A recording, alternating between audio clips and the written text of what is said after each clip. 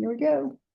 Welcome to the June meeting of NPU-F. Today is June 18th, 2025, and I'm Debbie Skopczynski, the NPU-F chair. Taking minutes tonight is Catherine King, who is our secretary. Also present tonight is Tom Schwab, who is vice president and alcohol licensing chair. And Tom is co-hosting the meeting with me. Kay Stevenson and Susan Canellis are here. They're public safety co-chairs. Wiley Somerville, our zoning chair, Rich Sussman, who chairs the Parks, Trees, and Environment Committee. I didn't see Marla Johnson come in, but she's our communications chair. Jason Holmes, the education chair, and Katie DeWeese, who represents NPU-F at the Atlanta Planning Advisory Board. Also present tonight is our planner, Doug Young, from the Department of City Planning. Thank you, Doug. NPU-F has two agendas. The full agenda, which is the first item I put up in the chat, and has the phone numbers at the top. We also use a consent agenda, which includes applications which historically this NPU has approved with no discussion. These applications will be bundled together to be approved with a single vote. If you are here for an application, please check the full agenda to find it. Both agendas should be found in the chat. All residents of NPU-F may vote on any issue unless there's a financial interest in the application or the motion. For example, property or business owners may not vote on their own applications, but they can vote on everything else. If you're not an NPU resident, business owners may vote if they have met the requirements as described in our bylaws, and those voting rules are summarized at the bottom of the full agenda. We are using the honor system tonight. Please refrain from voting if you do not live or own property or business in NPU-F. When it comes time to vote, we'll be sure that everyone can find the raise your hand icon, which is what we use to count votes. NPU-F uses Robert's Rules of Order as our parliamentary guide. Please don't be intimidated by that. We try to stay reasonably informal. For the most routine matters, I will ask if there are any objections or for unanimous consent. When a motion is requested, I will recognize the first two people who speak up to move or to second the motion.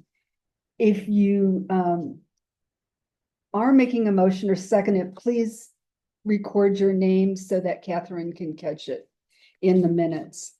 And this is the only exception to my raise your hand rule. I know most people have used Zoom, but for those who are using it for the first time or need a refresher, here's some things you'll want to know. First of all, there are multiple versions of Zoom, so not everything applies to every device. Zoom publishes a participant list on all forms of Zoom, which includes everyone who's attending the meeting tonight. Your name should be at the top of the list. If there's more than one person using the same device, please include both names on the participant list so that we can get an accurate attendance report. This will also be important for voting. Either Tom or I, if there's two names listed, either Tom or I will modify your names to put a little 2 in front so we know to count 2 votes. To change or add a name, click on the word more, M-O-R-E, to the right of your name to find an option to rename. Also, if someone else's name is showing up in your window, then please correct it. If there are duplicate names, neither one's vote will count. The mute button, which looks like a microphone, can usually be found at the bottom left of most screens. Please stay muted until you are called on. If you wish to speak, please use your raise your hand icon, which is found under the reaction tab, also at the bottom of the screen. Be sure you click on the correct icon. Sometimes folks will hit the thumbs up or the wavy button, and that disappears after 10 seconds, so your vote won't count. Speakers will be called on in the order the hands are raised. Also, be sure your camera is on so that we can see who is speaking to us. If you've called in and want to raise your hand, then on your phone, click on *9. To mute or unmute, push *6.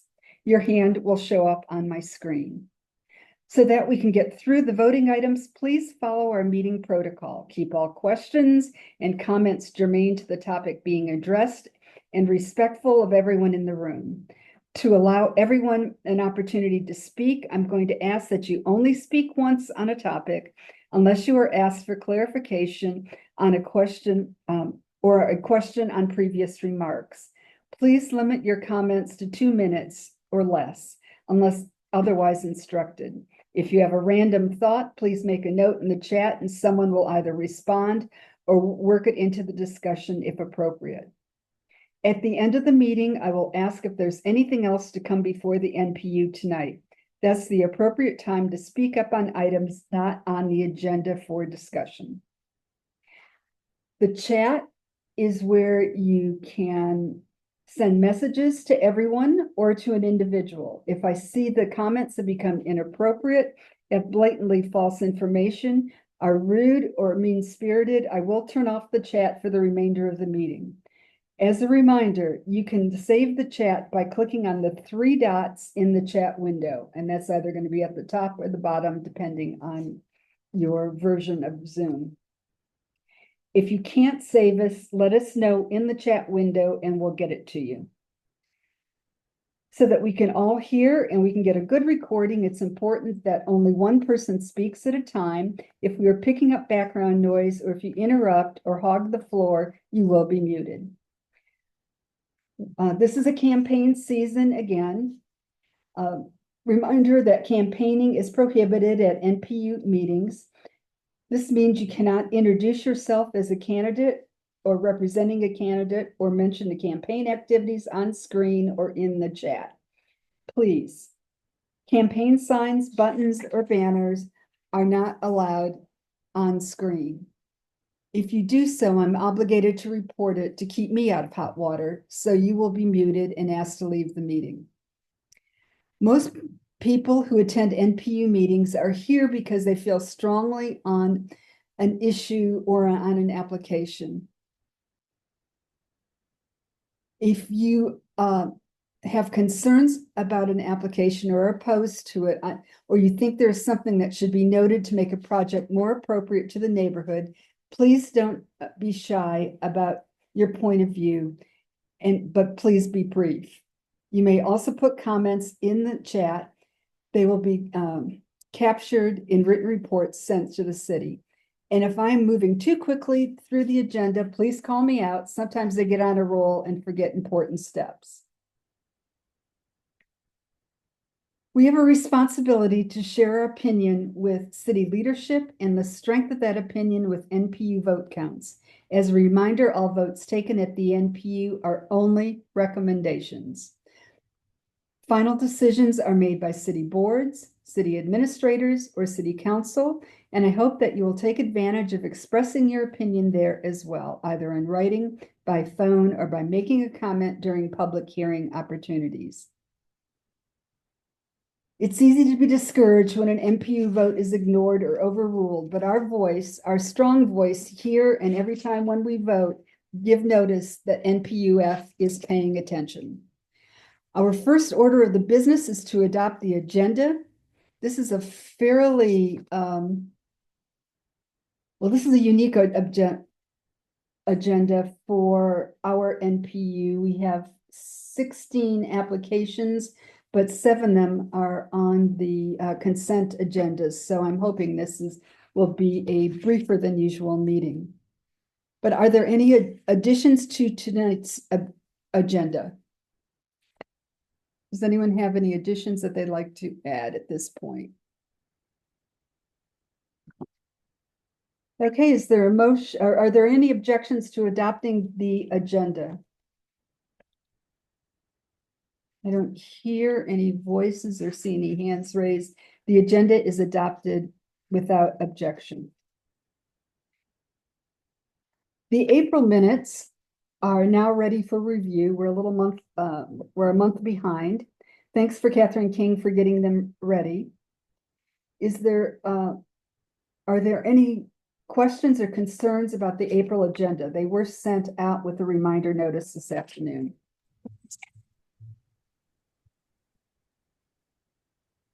I don't hear any questions or concerns. Is there a motion to adopt the minutes? I make the motion to adopt the minutes. Tom? Okay, thanks, Tom. Is there a second? Second. Is that Rich? Yeah. Okay. Motion was made by Tom Schwab, seconded by Rich Sussman. Are there any objections to adopting the April minutes? Okay, I don't hear or see anyone. The minutes are adopted, and we'll catch up with the May minutes next month. I just have a couple brief announcements. The first is that we'll begin our annual review of NPU-F bylaws next month so that they can be approved by the NPU and submitted to the city by the end of September, which is required by ordinance. If you have any recommendations for bylaw changes, please contact either Tom or me. Our email addresses are at the top of the full agenda. The NPU-F Executive Committee will meet the fourth Monday of July to review recommendations, and proposed changes will be reviewed at the August NPU-F meeting and then voted on in September. And that's so that we can meet our deadlines. The next item on the agenda is reports from city departmental representatives. Atlanta Fire and Rescue.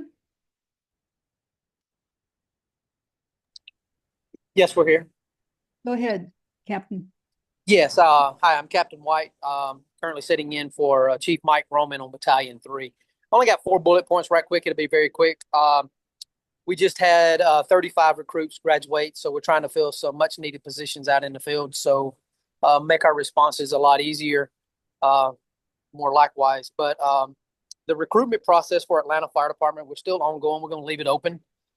So if you guys know anyone that's interested in becoming a firefighter here in the city, you can go to our website at atlantafirerescue.com, fill out the application process there, and they'll be able to notify them. Remember, if any kind of items are wishing to be donated to any firehouse, we have to go through the Fire Foundation, and they have a website. It's atlfrf.org. And then you can actually fill out the information there, and you can get it to whatever fire station you wish to donate to. All the firemen are more than open arms to take, whatever you may want to donate to them. Breakfast with the Bravest. We just want to congratulate all the guys guys and gals that actually accepted the awards there, and all the donors from the area up there. We do appreciate it. That's all I have to report for Atlanta Fire, unless someone has a question. I have a question. What kinds of things would you like for us to donate? Each individual firehouse is a little different. So, sometimes they have, someone may have a recliner or a television that they want to get rid of, or a dining room table. It's a lot of the fire stations, they take donations for stuff like that, where the city don't actually provide. They do provide the furniture and stuff like that, but sometimes someone has some really nice stuff that they just want to move on to a firehouse close by. But if you want to, if for some reason you take nothing down, you can actually stop at one of your local firehouses and just speak to a captain or a lieutenant there, and they'll be able to guide you in the right direction. Okay, great. Thank you. Yes, ma'am. Any other questions for the captain?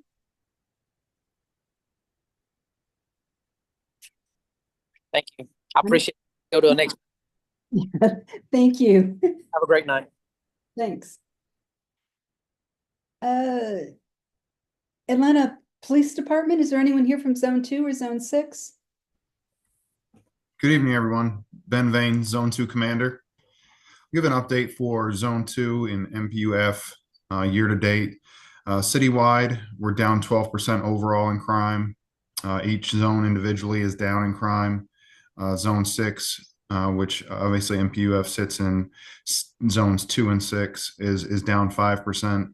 And in Zone 2, year to date, we're down 11%. We're seeing some really good successes in the categories involving vehicles, theft from motor vehicles, and motor vehicle thefts. However, I will say theft from motor vehicles still account for about 32% of our overall crime in Zone 2. With that being said, I did put the gun lockbox flyer inside the chat.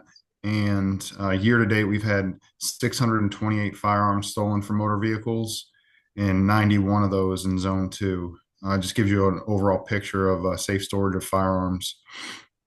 This week, we hosted the first World Club Cup match, and it went very well on Monday. We'll be going to 12-hour shifts tomorrow for the second match, and then our third match is Sunday, and we will be working 12-hour shifts those days as well, with a couple units in different zones having their off days canceled. But the first match went very well, and we're looking forward to having 5 more safe matches here through the first week of July. But that's all I have. If anybody has any questions. Are there any questions for the major? It's always good to see you. Thank you, Debbie. Any questions? Really? Okay. Have a great night. Thank you so much. So, Captain Harris from Zone 6.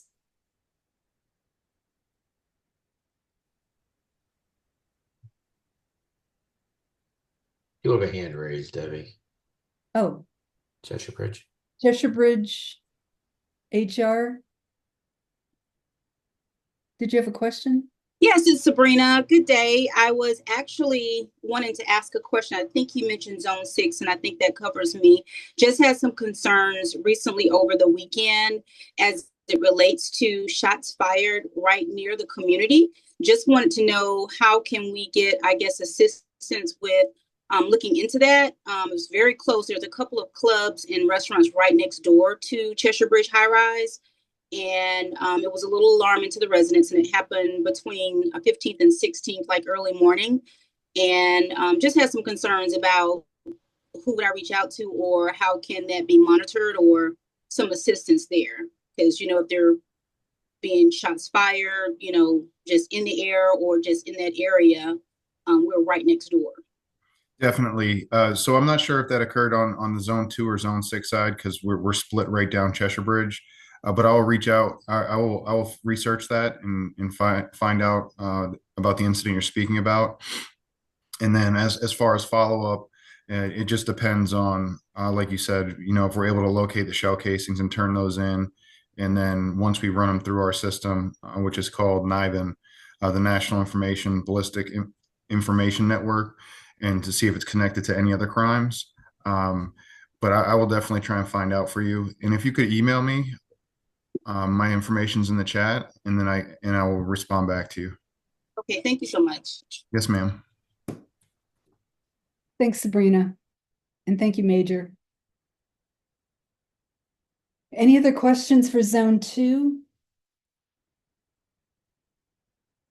I see Captain Harris on the participant list.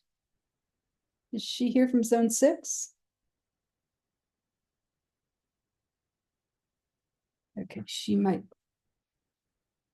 be dealing with something else. While we wait for her. You mentioned she was in 2 different meetings. Oh, okay. We'll catch up with her when she's able to join us again. APD code enforcement, I think that's Officer Jeter. Is that correct?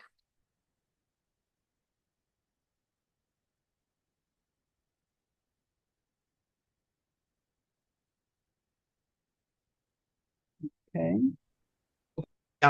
Could be Andrea Williams. She's actually on Zoom right now. She is. Okay. Thank you. I get a little twisted on all the. Andrea Williams, Officer Williams, do you have a report?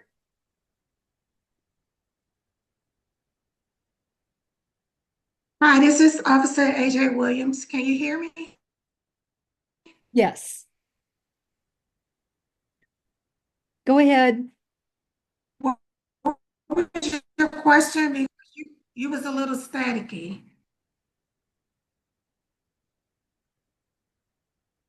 Officer Williams, do you have a report?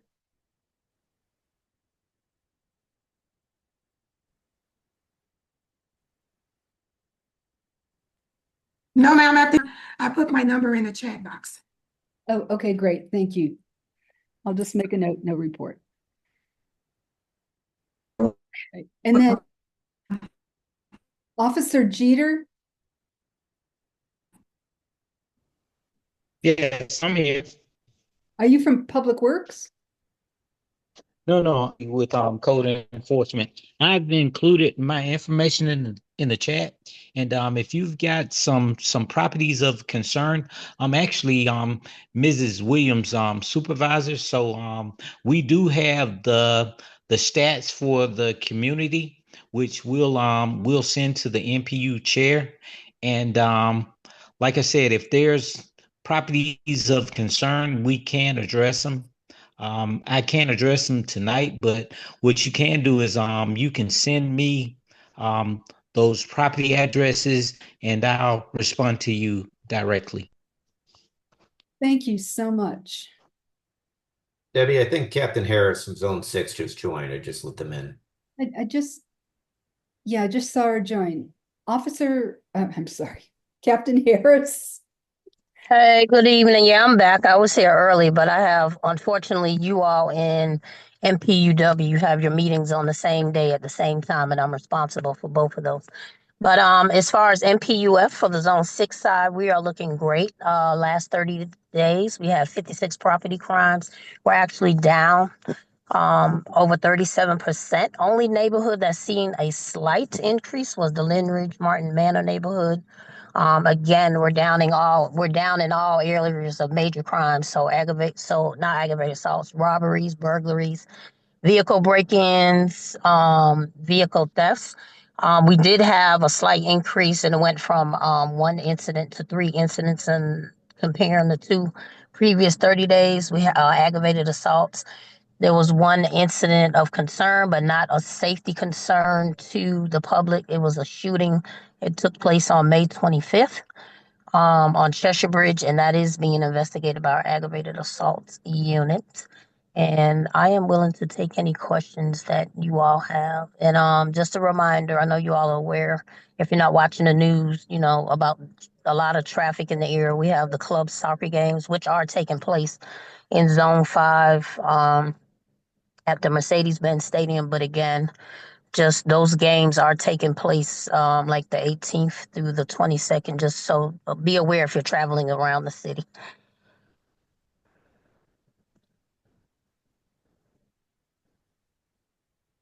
Thank you. Any questions? Tim Langen, I saw part of your question and now I can't get to it in the chat. Did you just want to ask? Yeah, I was just going to say, are the comparisons when you're saying percentage is down, is that compared? So you would, in that case, have been comparing May to April, or are we comparing So the previous 30 days. So right now, the stats that I gave you all was from May 18th to June 14th. So I always give you all the 30-day stats compared to the previous 30-day stats. But, if anyone, you can email me if anyone wants to know what the year-to-date stats are, which we are down year-to-date in those areas in general. So even though the aggravated assaults are up, when you look year-to-date where we were here a year ago, all of those stats are down, but they're down in different percentages.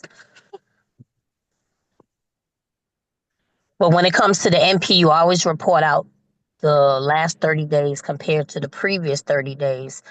And when you're Atlanta Police Department, when we're looking at stats, when we're trying to curtail crime, we look at 7-day, 14-day, 28-day, and year-to-date. So we look at 4 different ones, but we don't report on that on NPU. We just give you the 30 days compared to the previous 30 days.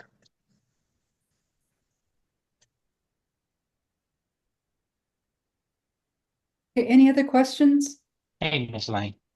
Hey, we're gonna have to sit down with all the officers and. Mr. Jeter, would you mute, please? Thank you.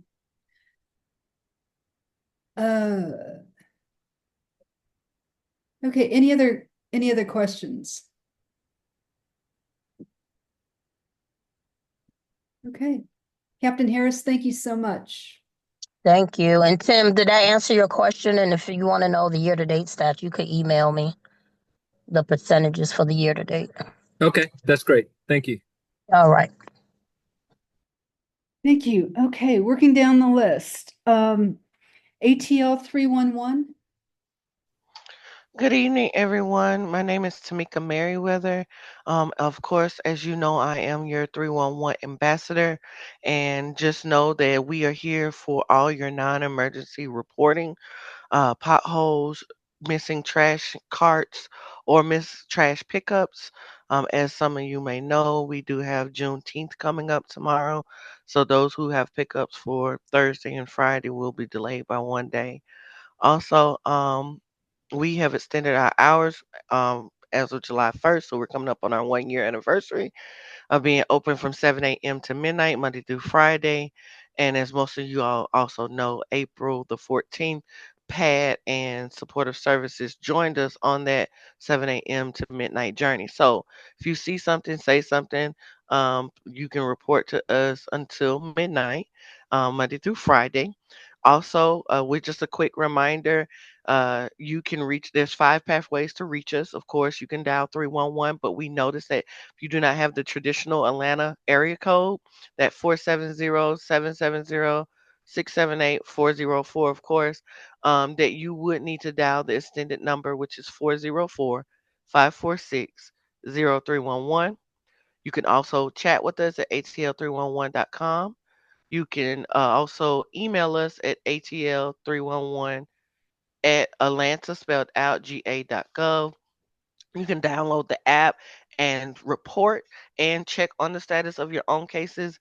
You also may take a picture and at us at at ATL 311 on all social media platforms, including Facebook, Instagram, and X. Other than that, I just wanted to recap with Mr. Tim B and Ms. Sabrina R.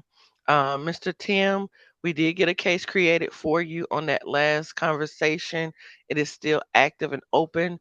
With your concern, they do have a lengthy turnaround time, and so they actually have until July 9th to fulfill. You should have received an email saying that this case was open on your behalf.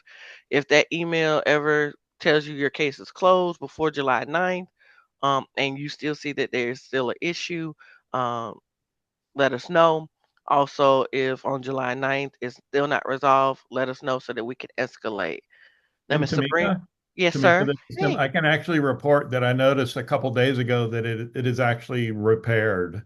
it's So, repaired. Okay. yeah, so the So walk whoever's signs have over it light up. haven't closed it because I checked it before the meeting so that I Yep. would be able to review with you. Okay. So Okay. whoever, I just got to wait on them to close it. But Yep. that's Thank good to you. know. And Okay. we appreciate your help. You're welcome. You're welcome. Thank you. And with Miss Sabrina, you did have 3 cases. All 3 of them still show active, even though 2 of them are outside of their window of turnaround. The first one is it ends in 255. It was for the, let me go to it so I won't misquote myself. It's for the pedestrian plaza. It was supposed to be resolved by the 3rd. That one I got my eyes on because I will need to escalate it. I haven't seen any activity on it. The other one ends in 013. It's for the removal of obstacles. I do see that the escalation team has already been on it, so I'm going to continue to let them work on that one. And then the last one is for the traffic study. And of course, they are supposed to come out, observe the area, see if they see what you see. And if they do, they will mail you a packet and then you will get your signatures for your petition. That has until August the 26th. That one I'm not too worried about unless you have something for me. But other than that, our information is in the chat. I can repost it if I need to for those who came in late. Um, Also, you can reach me or my supervisor. Our information is in the chat. And we encourage everyone to take the survey. There's a link for the survey. If you need us to come out into any community events, it's also in the chat. There's a link where you can send your request to my supervisor. And if it's within time, we can make someone well, not make them, but get someone there. And that's all I have for you. Okay, great. Sabrina? Yes, I wanted to say thank you so much. I did see the cleanup in the area. There were a Okay, couple good. out, but I did see the cleanup tremendously compared to what was there. And Okay. not sure, and I did notice some other activity, and I'm not sure if that's connected. A couple of days here in between, we saw, or I noticed, there was a lot of cop activity, and they were stopping cars left and right. I don't know if they were monitoring that traffic, that speeding coming in that 35 mile an hour, Uh-huh. but I noticed that. Okay. Like about 6 cars pulling people over, and I'm like, I'm hoping that is what's happening there. And so I am strongly looking forward to that. That's going to be a huge thing for us here. But Yeah. they just thank you so much. But I did notice the cleanup. Yeah, and with that petition, all your residents, that counts, So you get every last one of them. You don't even have to hit the street. Absolutely waiting on that. And like I said, I so much, and hopefully I can look forward to trying to organize you all coming out to one of my community meetings. Our community center is actually being renovated right now, so we don't have. But as soon as that's ready, I wanted to reach out so that I can get someone to come by and kind of talk to the residents. So thank you Of so much. course. Of course. Thank you for your patience. No, thank you. Thank you for everything you're doing, Tamika. Marla Johnson? Yeah, hey, thank you. Tamika, can you remind me when a case is closed, is it closed by the department that it was Yes. just assigned to, Yes. not So 311? yes, so it used to be a time before December, before we all came inclusive, and that's why you guys are seeing those changes in the system. But certain departments like water or code enforcement, we would close it once we opened it in their system, right? So you would get technically 2 case numbers. Now you just get one and maybe an extra, but the department themselves are the ones closing it. So if it closed premature, call them out on it, give us a call so that we can find out what happened because we can Okay. see their notes, if there are any notes. And sometimes, like for example, Public Works, it'll say completed, and you're like, no, it wasn't. We'll go right in, escalate it, get them back out. So just anytime that happens, let us know. Okay, and they Okay, do. thank you. And if you're getting those emails, that'll kind of be that context clue. Go check. So yeah. Yeah, awesome. I appreciate that. Thank you. You're welcome. Thank you. Any other questions for Tamika? She is our secret weapon. Okay, great. Thank you for being here, and thank you for all that you've done for the NPU this month. You're so very welcome. Thank you. Thank you. Public Works Code Enforcement, is that Officer Spurlock? Yes, it is. Good evening, everyone. The Solid Waste Education and Enforcement Team serves to promote public safety, public health, and the welfare of the citizens of the City of Atlanta. SWEET oversees the enforcement of all sanitation regulations for the City of Atlanta, including provisions for proper storage, collection of disposal of solid waste, recycling, illegal dumping, as well as guidelines for proper maintenance of residential yard and commercial establishments. Illegal dumping is considered a crime in the city of Atlanta, so if you see something, say something. Also, like Miss Tamika said, tomorrow is Juneteenth, but we'll be recognizing that holiday. So if you have your trash collections on tomorrow, it will not come until Friday. If you guys trash is missed, please contact ATL 311 and tell them that they missed your trash cans. Secondly, we haven't gotten official word back from the collections crew when it comes to yard trimmings. I've been getting a lot of complaints throughout different NPUs that if the piles is smaller, like the yard trimming piles are smaller, that the crew isn't picking it up. I would just strongly advise for you guys to put it in the brown paper bags until further notice. And if you give me a little time, me and my manager, we're trying to get a definitive answer on what they are and what they aren't collecting, because a lot of these little limbs aren't considered bulk, but they're not picking it up. So I would just strongly urge you guys to invest in some brown paper bags and place them in there for consistent collection. And lastly, if you have any questions, I place my information in the chat, and I'll open the floor for any questions. Any questions for Public Works? They're the guys that pick up our trash. There wasn't general code enforcement as well, or just Public Works? general code enforcement is an APD. There's like 3 flavors of. Yeah, zoning, public works, and APD. He is with public works, and so he governs the right of way, that sidewalk, the curb in the street domain. And so when people have evictions and no one comes, he would he would come and inspect, or boats not being picked up, he would come and inspect. But further back on the property, it would be more APD code enforcement. Got it. There used to be a cheat sheet on the city's website on who to go to for each. Now it's me. I'm your cheat Now sheet. And I was I was going to say we do have jurisdiction to do property maintenance. So if you guys have any property maintenance issues, we do have that in our ordinance that we can enforce. Okay, because I just was wondering if the city was just doing anything proactive on graffiti on buildings. It's a broader topic, but it's growing in the city, and I know we can put in a 311 on it, but I didn't know if anything proactive was being done from code enforcement on it. But that may be the APD code enforcement. Yes, sir. I was about to say that's not our jurisdiction with the graffiti. Yes, sir. Got it. Great, thanks. And don't forget, we raise our hand when we speak, and that's just to keep things moving. Is there anyone here from Parks and Recreation?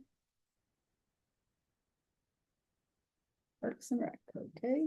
Watershed Management, Aisha Brown. I think I saw her name on the list. Oh, maybe not. Okay. Debbie, she put a note in the chat that she did not have a report, but she left her contact information. Oh, great. Thank you so much. And Janelle Bowles. You're next on my list. Okay, great. Good evening. I'm Janelle Bowles. I am Solicitor Senior Counsel with the City of Atlanta Solicitor's Office. And I wanted to tell you a little bit about what we do, if there's anybody here who doesn't know what we do. So our office is the prosecuting arm for the City of Atlanta. So we help to support local citizens through a range of educational services and resources. So in addition to our prosecuting any code violations, anything in the municipal code, which may include traffic, DUIs, housing code violations, zoning, building, any of those violations, we handle those in the municipal court. This past couple weeks ago, I guess, we had maybe it was last week, I get my days mixed up. We had open house. The housing court hosted an open house. And Judge Seitz, who is over the housing court now, who's the judge that hears the housing cases, put together just a group of us to talk about what the court does and how the court can be helpful. One thing that came up, a lot of people were concerned, or some people there, citizens spoke about nuisance properties or blight or problem areas where there may have been some code enforcement action filed, but they felt like the matter may not have been resolved properly. Maybe the case was closed, maybe they got information about it being dismissed, and they still see like a repeat of the same issues. So one thing the judge said, and I invite you all also, and I think you all did this before, but if there is an area of concern and you know that there's a case pending in court, the judge said everyone who has an interest in the community should come. He would like to hear from you to know how that particular building or property may impact the community either positively or adversely. So it does help in having information from the neighbors and from the community. I'll put my information in the chat and let me know, I'm sorry, if you have any questions. Great. And I do see a hand raised. Rich Sussman? Yes, ma'am. Recently the Happy Herman's property at the corner of Cheshire Bridge and La Vista, I'm not sure if the defendant showed up or not, but it was referred to criminal court. Would your office be the ones involved in that? You know what the, Code enforcement. okay. If So it's code enforcement, then, and it's something regarding housing or business violations, property, trash and debris, anything like that, yes, that would be something that our office would handle. Yeah, so that was trash and debris and it was a whole list of violations. And Okay. They tried to resolve it. I guess the folks didn't resolve it. There was just trying some negotiation, but it was referred to criminal court. So I guess your office would be involved in it then. Yes, sir. Yes, ma'am. Do you have any information about a case number or? Not offhand, but it's Okay. I'm sure you'll get it. Okay.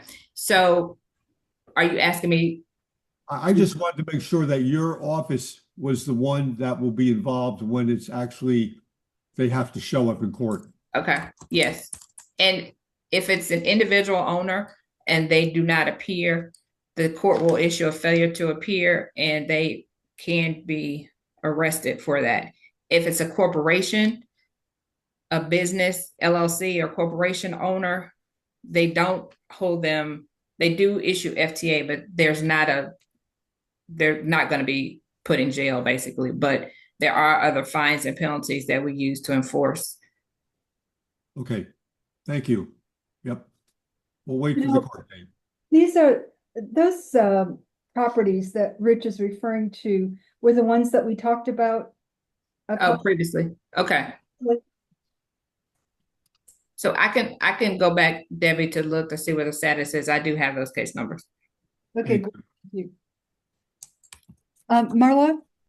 Oh, I was gonna say I just pulled up the case numbers. I can throw them in the chat if that will help. Okay. Okay, great. Thank you. Pulling it. And Rich, your hand's up again. Oh, well. Oh, you forgot to take it down. Okay. Anyone else with questions?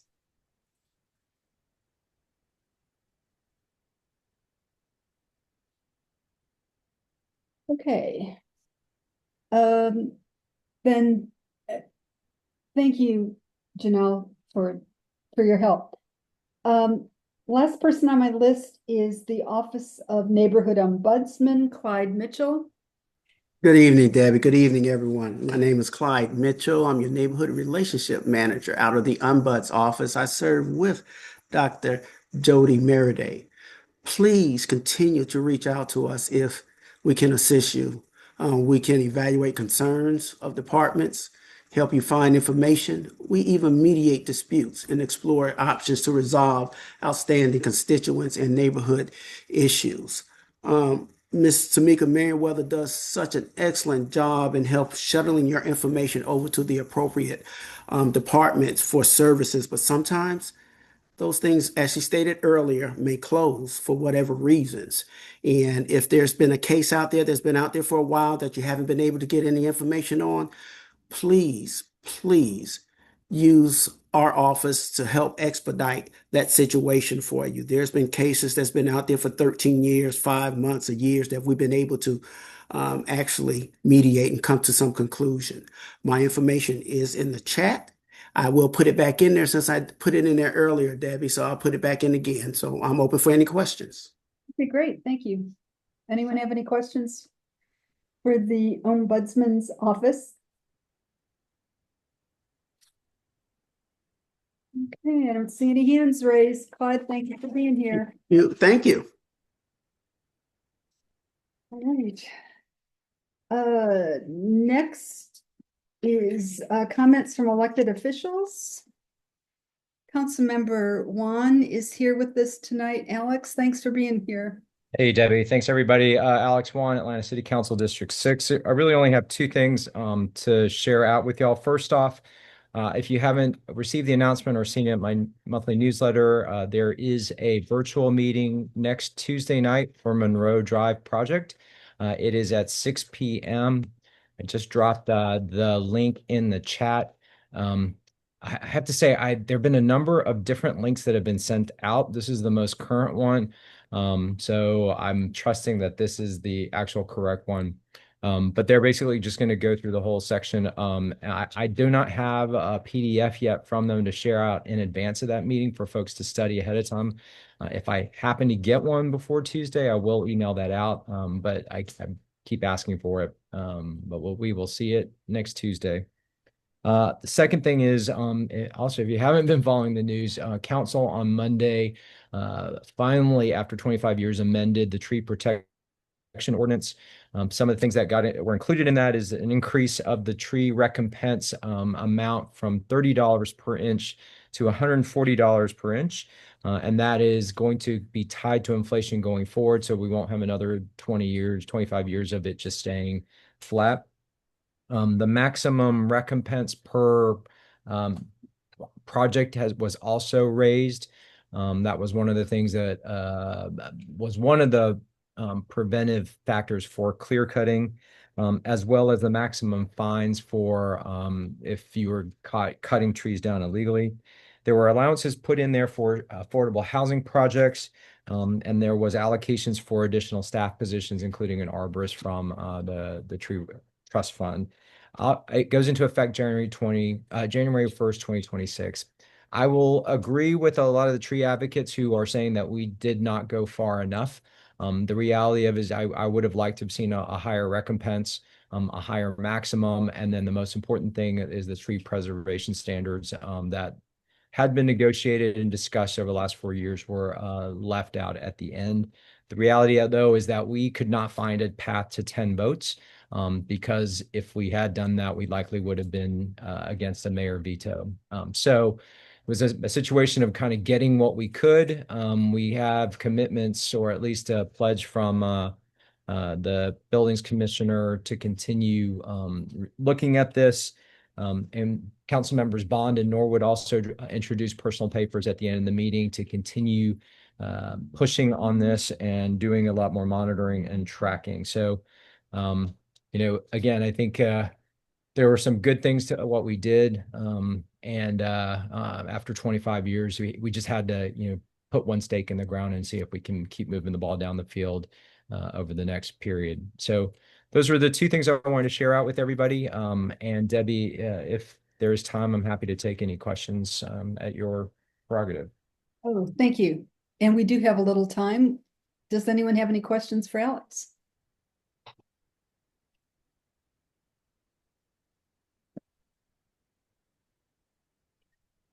Wow. Okay.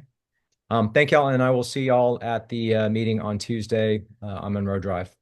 Looking forward to it. Thanks. Thanks for being here. Okay, are there any other elected officials here or anyone representing a council member's office? Yep, Amber Madison from Councilmember Bond's office is here. Do you have a report? I do. Well, like Councilmember Alex One stated, the tree protection ordinance passed on Monday. And Councilmember Bond also, for some reason, I couldn't drop it in the chat, but I have a flyer for Lunch and Learn tomorrow, the Sons of Atlanta Veteran War Memorial Town Hall meeting. It will be tomorrow on Juneteenth at 11 a.m. to 3 p.m. at Club E Atlanta. That's 3707 Main Street, Atlanta, Georgia, 30337. This meeting will accomplish and provide by City Councilmember Michael Julian Bond. It will give a memorial monument update, Reverend Elton McGee commemorative bricks update, and Ron Allies SOA Vietnam War Memorial is a call to unity for veterans and our communities. Dr. Fleming, let me just Free say entry this and also. lunch If included. you all want to go Again, that'll back be tomorrow to council for any amendment. Member, at 11 a.m. to 3 p.m. at legislation. Club E Atlanta. Let's try to do it. Look at it. And if I could get your email, I so could that, send you the you can flyer do because it I can't all put at it in the one chat for some time reason. and go back forward. So Okay. go back we were hearing your other meeting or whoever else is in the room with you, so if you can't mute those folks, then we'll just have to look for information in the chat. Okay, that's it. And our contact information for the office is 404-330-6770. Councilmember Bond's email is mbond@atlantaga.gov. And mine is amadison@atlantaga.gov. If you have any questions for the council member. Amber, I'm going to cut you off because that other noise is just In the so background. we can't hear. Understood it. No, we just can't hear you. Okay, thank you. Thank you for being here. And I realize that, we're competing with other MPUs. Okay, is there anyone else here that's representing a elected official? Okay, gonna have to put you on. Okay, thank you. Thank you. All right. Are there any other city representatives that have a report before we move on to our voting items?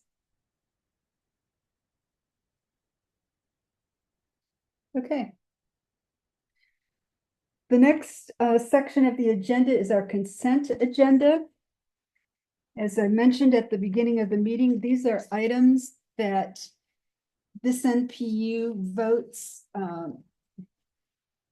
approves without discussion. I'm going to go through the list of items, and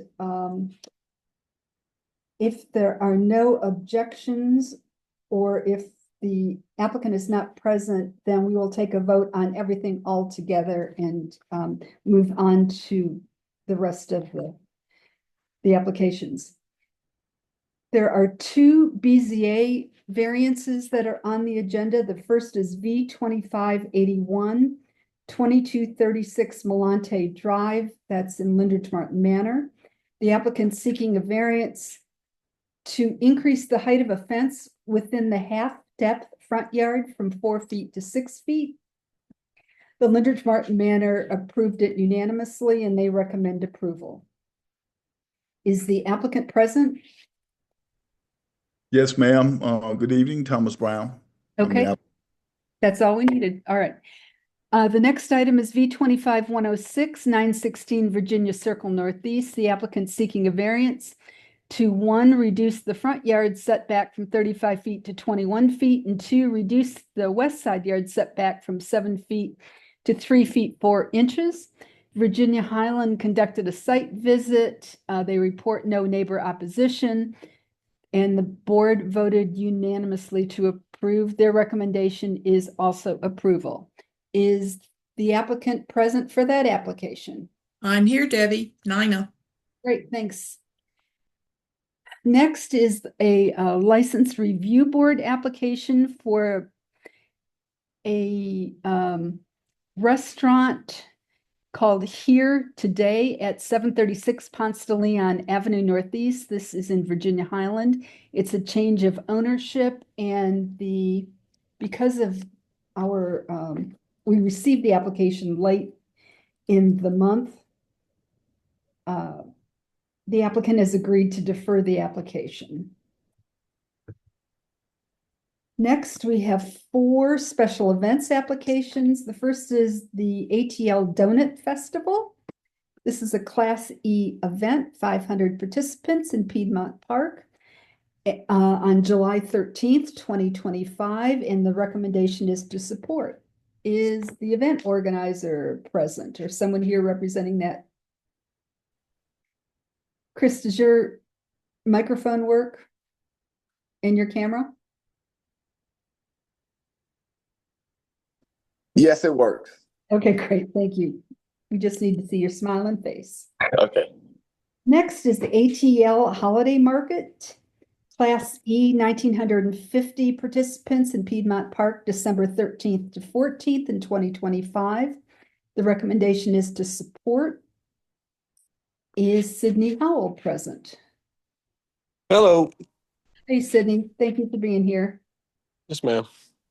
All right, next item is Light the Night. This is a Class E event, 500 participants in Piedmont Park, October 4th, 2025. The recommendation is to support. Kristen Oliver. I'm here. Thank you. And the last is the Atlanta Jingle Bell Jog. It's a Class E event. 899 participants in Piedmont Park. I think this is December 21, 2025. I'm not sure what happened to the month. And the recommendation is to support. Victoria Siebert? Yes, ma'am. Yes, thank you. Okay, great. Thank you. Is there anyone here who is in opposition to any of these recommendations? If you are, just please yell out. Okay. Is there anyone here who wants to have an application removed from the consent agenda so that it can be discussed in their regular place on the agenda? Anyone want to remove any? Okay. Is there an applicant here who wants to have their application discussed at this meeting? Gotta ask, but I didn't think so. All right. Hi, my name is Ricky Marshall. I'm a representative of R&B in the Park. We're looking to have that hosted. Hang on, Ricky, we're going to get to R&B in the Park. Gotcha. Yes, ma'am. Pull down the line, okay? Yes, ma'am. All righty. Okay, so let me close out on the consent agenda. Is there a motion to approve the consent agenda? I so move, Tom. Tom Schwab. Second, Wiley. Thank you, Wiley. Okay, we're not removing any of the items on the consent agenda because everyone's present. Okay, this is going to require a hand vote. This is where we use the raise your hand icon to vote. If you can find it. I cannot find it in my screen, however. Under the react button I don't have a react button. at the bottom. It's not there. Do you have something that says more? I do have something that says more, but there's, oh, wait, there it is. Okay, it didn't show up the first time. That's cool. All right. Okay, now it shows up. Thank you. Okay, all those in favor of the motion, please raise your hand. Many of you already have done so. Okay.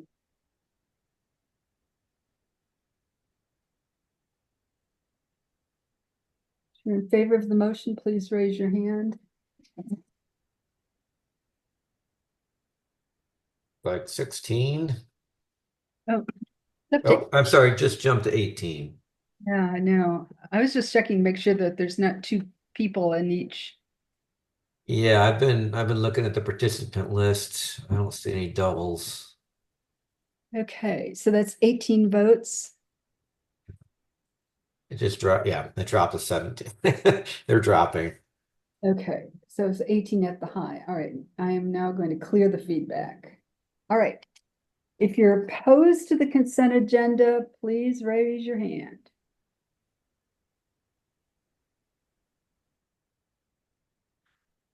Okay, I don't see any hands raised.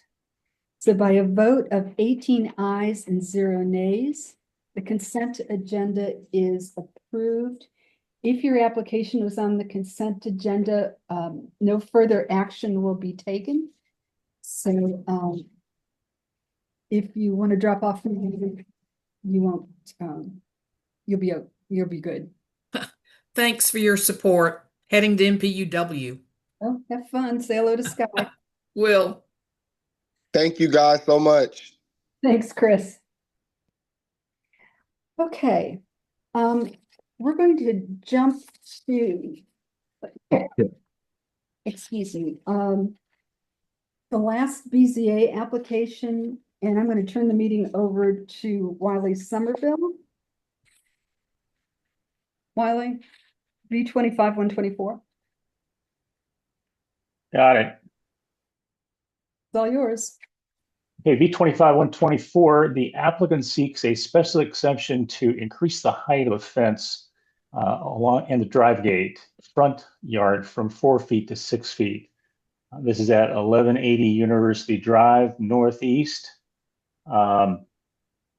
Is there a comment from the MLPA about this variance application? Yes, I'm here. This is David. Okay, is the applicant present? I saw Joseph Brickman in the list of participants. I'm here. There he is. Okay, great. Go first. So you want to have the applicant present their case, please? Great. Well, thank you guys. And Debbie, I appreciate you bumping.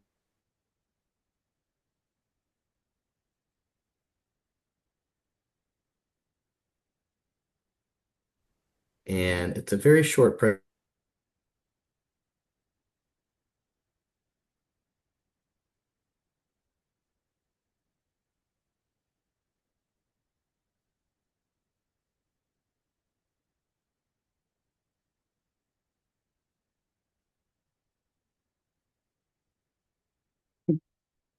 foot security fence around the perimeter of the property.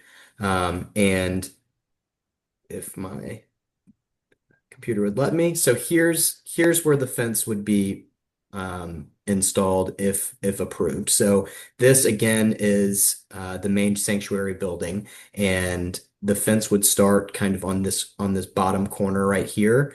It would include some pedestrian gated access points because right here is a patio where you can enter the main building of the congregation. But along University, past the school building, and then it cuts over and kind of descends onto Spring Valley. This point up here has always really been used by the community and the surrounding neighbors for kids to play on, for dogs, and just it's much bigger than it looks from this angle, but it's always been like that. It's not going to change, and this piece is going to remain as is. But again, the fence is going to keep going along Spring Valley, and once it gets back up to the back of the congregation, this is one of the main entrance points to get to the roundabout that accesses not only the synagogue but the school. So right here, technically in the rear yard setback, would be a gate that would be installed, and it's more high tech than the nothingness that's there right now.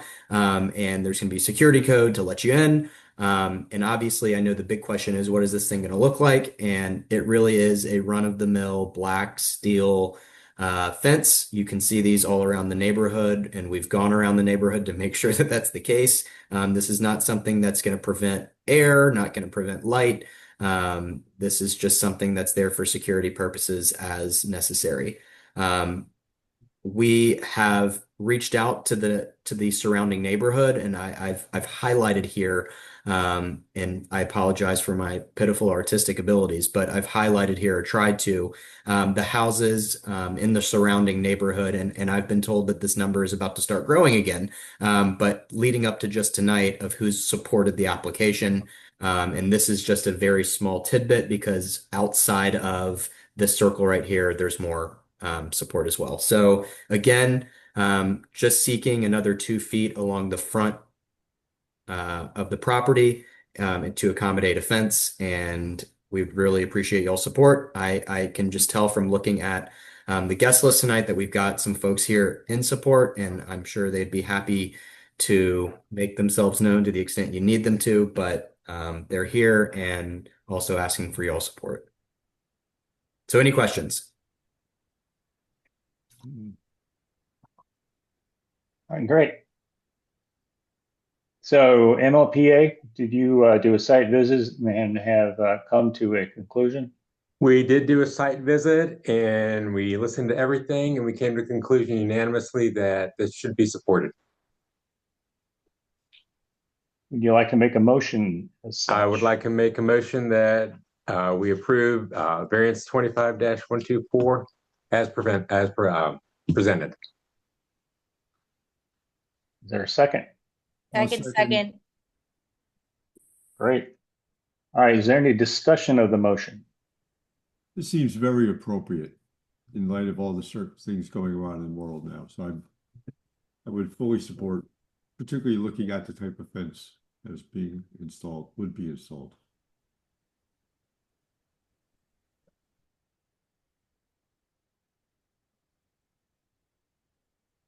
Any other?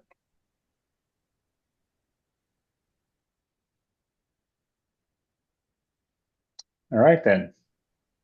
Let's vote on the motion to approve as described in the minutes or in the agenda. All those in favor of the motion, raise your hand.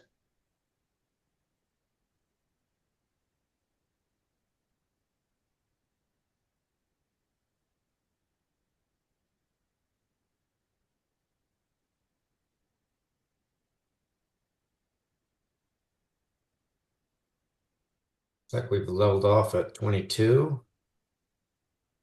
22 ayes. All right. 23, actually, Wiley. All right. 23. You can lower your hands.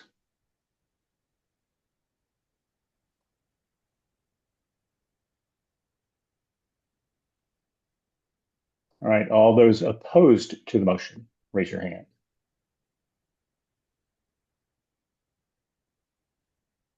I don't see any.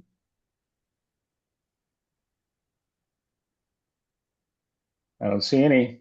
All right. That would be 0. So 23-0, the motion passes. Thank you very much. Thank you, guys.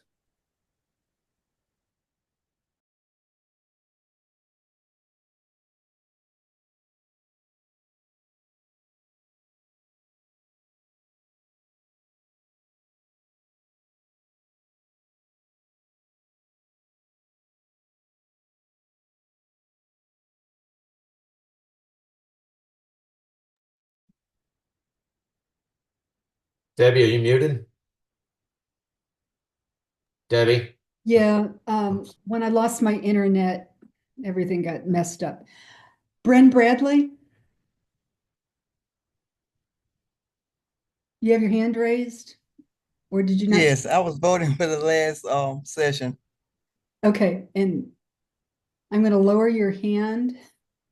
And were you voting in favor or opposed? In favor. Okay, great. Then we got your vote. Okay, Tom, do you want to pick up that last alcohol license application? Sure. Yeah. Thank you, Debbie. So yeah, we've received an application for Time Restaurant at 1937 Piedmont Circle. This is going into the old Atlantis restaurant and lounge location. This falls within Piedmont Heights Civic Association. Piedmont Heights has requested a deferral in order to allow their board to meet and vote on this, and the applicant has agreed. So based on that, I'd like to make a motion for deferral. Is there a second? This is Bill Compton. I second. Thank you, Bill. Pretty simple motion. Any discussion on that motion? Great. Motion's been made and seconded. Let's vote. All those in favor of deferral, please raise your hand.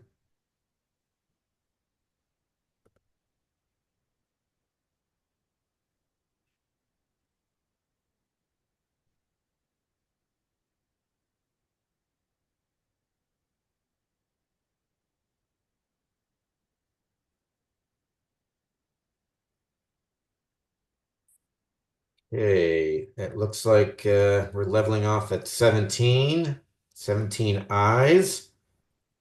So I will attempt to lower everyone's hand. Here, I just cleared the feedback. Thank you, Debbie. Is there anyone opposed to the motion to defer?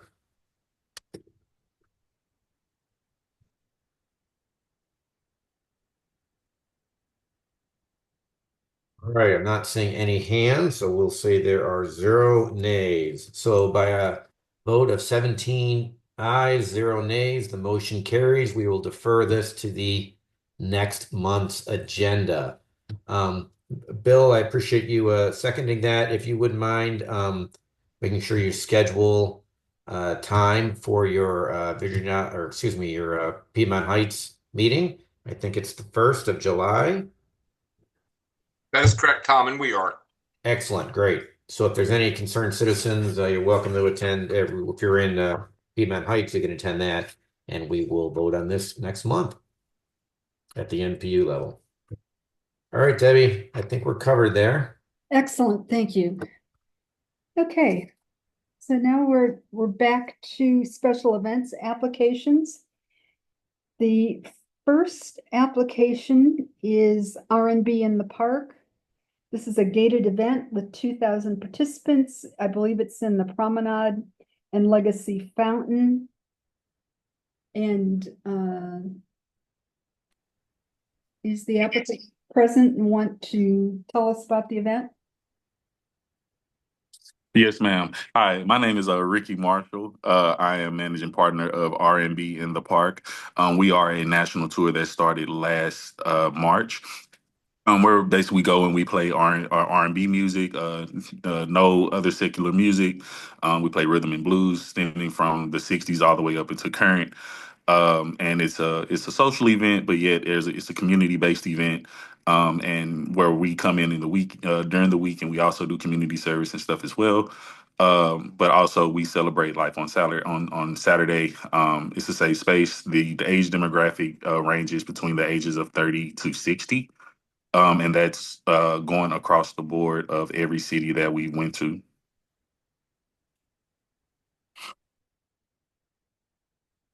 Tell us, I'm assuming that you have amplified music. Can you tell us more about how you're going to manage that so that it doesn't Yes, block ma'am. the neighbors?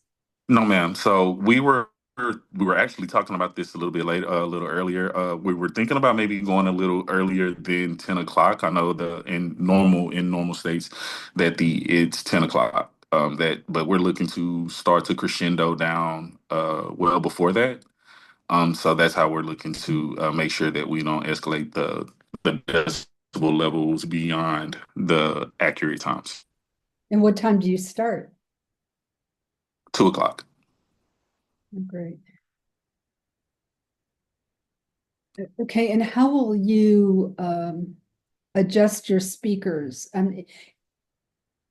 Noise carries across the park to the neighbors that live on the east side of the park, and it really is stifling for them. So tell us how you're managing and what has the Piedmont Park Conservancy told you about how to manage noise? Yeah, so we did a walkthrough today. I'm currently in LA. My business partner, he did a walkthrough in Atlanta today with the police. They did approve the security plans and how we plan to handle the noise is, we just make sure that we keep it down to where we're not necessarily blasting the neighbors. I mean, it's not really much. We do have a stage manager.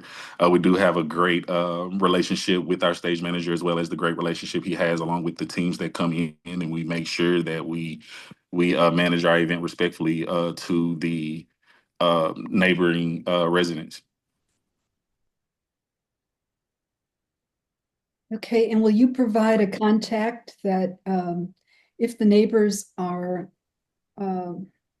having noise issues that we can contact and ask them to dial it back? Absolutely. I can be one of those contacts as well as my stage manager. Okay. And where will I find your contact information? I can give it to you. I can give you my cell as well as my email, just so you can have it. But for the day of my cell, my personal contact, where you can just contact me directly. Okay, can you drop that in the chat? And if you don't want it broadcast to everyone, you could do a personal Yeah, no problem. thing for me. Tim Langdon, go ahead.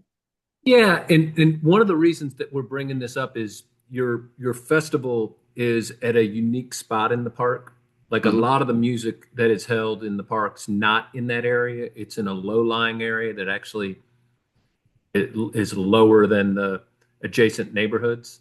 You're Yes. actually are getting a spot that is the most elevated part of Piedmont Park. So it's actually really above the tree lines over to the neighborhoods. That's why. So it seems like the festivals that have an issue with staying within the noise ordinance or not, like that's what it's about, right? Absolutely. The ones that go over the noise ordinance in the city, seem to be the ones that are up there in the area where you're going to be. That's the only reason people are absolutely making a big point about this one. You're in an area that's not like, it's easy to project to the east from where your festival is going to be held. Absolutely. Yeah, and that noise carries, and the last festival that was there, it carried almost 3 miles. And there are people at Emory that heard it. Thanks, Tim. Tom? Yeah, just real quick, I see it's a gated event. Is there a cover charge? And if so, how much is the cover? We do have a cover charge. The tickets are only $20. Okay. And so, but the main, and we keep the tickets down. It's more so, like I said, a community event where we really focus on the vendors, and really the community vendors that's there to help bring revenue and impact, um, the area, Okay. financially. So yeah, we don't. It's an R&B event because we like to push something safe. We don't necessarily delve in the hip hop, although that is my culture. And that's how I grew up in it. But I'm 35, and I want to take my kids. My daughter will be there at this one, so they want to see what daddy do, right? So I won't bring my daughter to something that is dangerous, as well as my son and my wife. So, like I said, respect to the neighborhood, I definitely understand. And we look to come and build an amazing relationship with Piedmont Park. And the music that we will be playing is not necessarily shocking music anyway. So all we can say is that we'll be respectful. Thank you. Thank you. And can you remind, and I don't know if you're going to have a DJ, but can you remind them to keep the language clean? Yeah, so as I said a little bit earlier, we're going to be playing R&B, rhythm and blues, from different genres. So, I'm pretty sure we've all listened to some music from different generations of R&B, and I'm pretty sure it's a lot safer than hip hop and rap music in Piedmont Park. So all we can do is keep it within the respects of what our event is, which is R&B in the Park. Y'all are more than welcome to go to our website, rnbinthepark.com. We appreciate your efforts. To our Instagrams, and you can see how we promote our event. And our slogan is a safe space to vibe. So and at the same time, we make sure that we bring the right vendors in, that is representative of the area as well as Atlanta as a whole. So we can make sure that we can impact the economies as while we're in there for this short amount of time. Okay, and the folks that are attending the event, how are you telling them to get to the park? So we have the address, but I know when I put that address in, it kind of takes you kind of around. So we're just communicating to them through our social media, through our emailing with a site map that we let them know this is exactly where it's going to be. As well, no, there's a gets you closer to the area that we're going to be the promenade. So it's just communication, effective communication to our attendees. Okay, and can you remind them not to park on the neighborhood streets? Absolutely. The best, I mean, that's really if important. possible, if there's any specific recommendations that you all have, is it possible to email it to me directly so I can make sure I send it to my people when they're creating the correspondence to the attendees? I will be happy to do that. Do I have your email address? I can put it in the chat. Okay. I mean, if it's in the application, I can do that. But I think it was Timothy Hudson's was the applicant, so I don't remember any other name there. Okay, thank you for doing that.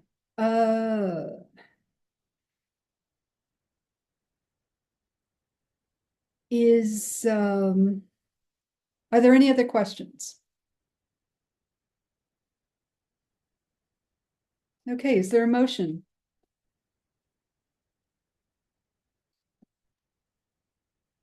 Someone want to make a Make a motion? motion to support. This is Marla, I second. Okay, that's Rich Sussman that made the motion and Marla Johnson that Seconded. Okay, any questions about the motion or about the event? Last call. Okay, if you're in favor of the motion to recommend support, please raise your hand.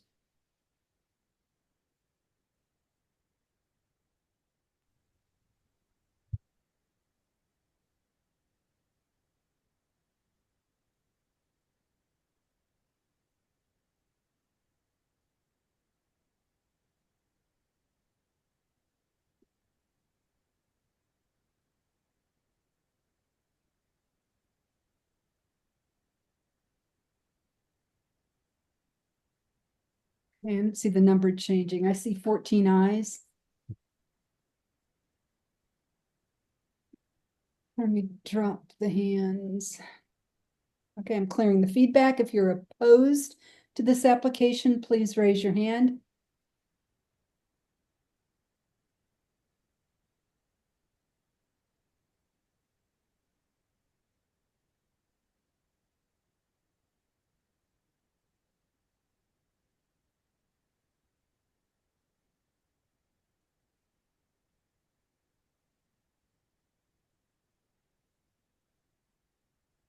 I don't see the number changing. That's 2 nays. So by a vote of 14 ayes and 2 nays, the motion to recommend support is approved. Thank you for being here, Ricky, and for providing your contact information. That'll be really helpful. No problem. And I appreciate you all for approving and supporting what it is that we do. Like I said, it is an amazing event, and hopefully we can show you all and you can feel comfortable with us coming for years to come. I truly appreciate it. Okay, great. Well, thank you for being here tonight. Okay, next application is the Red Bull Showroom Atlanta. Is the applicant present? Michael King or Kyle Shacker?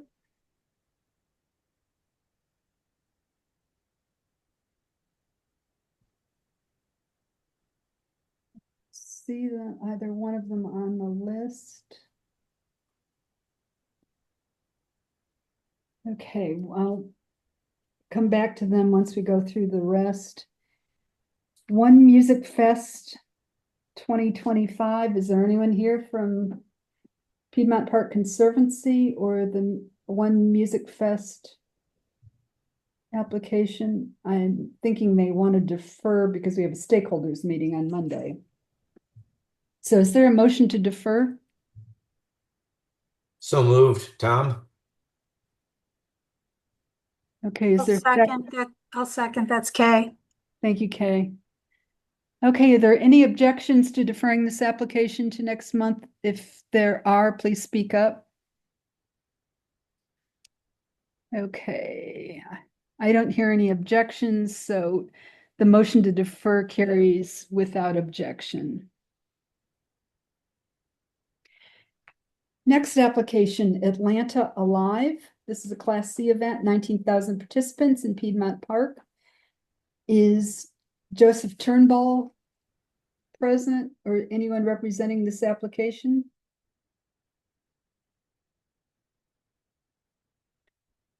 Okay, this particular application has been on our agenda since February. Alrighty, but their event is not till November, so we will. Is there a motion to defer? Motion to defer, it's Tom. I'll second, this is Kay. Okay. Great. Any questions about the motion or the application? Are there any objections to deferring this application until July?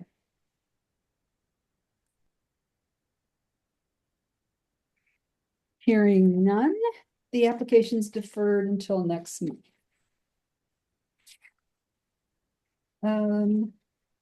Is there anyone here with the Atlanta Science Festival Exploration Expo? This is a Class D event, 9,999 participants, March 21st, 2026. Hi, everyone. Oh, Tanner, hey, good to see you. You too. Okay, tell us about the Atlanta Science Festival. Anything, I know this is a recurring event, so is anything changing? Yes, this is our 13th year. We're very excited to bring science and STEAM back to the kids of Atlanta. No major changes. Everything ran very smoothly this past March, and we're excited to do it again. Oh, great, thank you. Any questions for the applicant?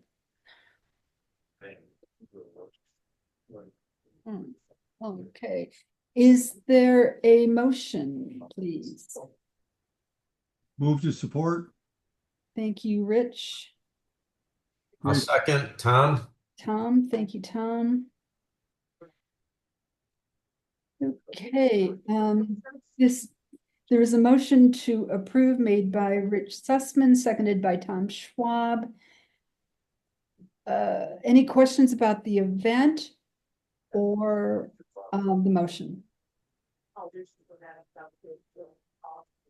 Seeing none, are we ready to vote?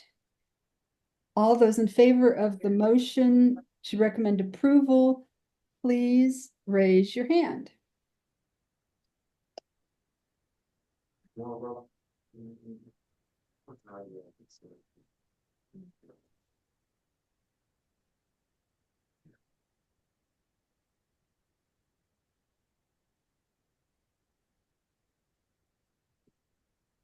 I see 17, Tom. Is that what you're getting? Yeah, 17, Debbie, I'm sorry. Okay, then no, that's fine. Let me lower these votes.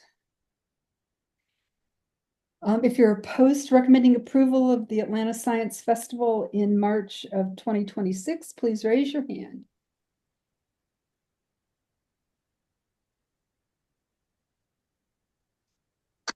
Okay, I don't see any hands raised. So by a vote of 17 ayes and 0 nays, the motion carries. Thanks, everyone. But no, thank you. Thanks for being here. Last special event before we pop back to the previous one. Concert in the Park, Class D event, 999 participants. It's a recurring event. This is the Atlanta Symphony Orchestra in Piedmont Park, also in 2026, April 19th. Is Justin Richardson present? I don't see Justin. Is there anyone else here from the Atlanta Symphony? Okay, I don't see anyone. Is there a motion to defer? So moved. This is Tom. Thank you. Second, it's Kay. All righty. Any objections to deferring this application to a later meeting? Seeing none, the motion to defer the application carries without objection. Okay, and we're going to go back to the Red Bull show run in Atlanta, August 9th. Is the applicant present for that application? Last call. All righty, not here. Is there a motion to defer? So moved. Wiley. Wiley, all right. Second, Tom. Tom, okay. Any questions about the motion or the application? Tim? Is there any time to affect anything if they're back in a month and then the event's just a matter of weeks after that? I guess they can do that, right? Ultimately. Well, our meeting is July 16th, so there's actually 3 weeks before so we've got a little bit of time. But I think that's a good point. And I had also sent reminder notices to these applicants, as well as Daniel Vasquez, who coordinates the agenda. So these folks knew that they needed to be here. Okay. Any objections to deferring this application to next month? It is their last chance. And it is a big event. I think this should be voted on tonight.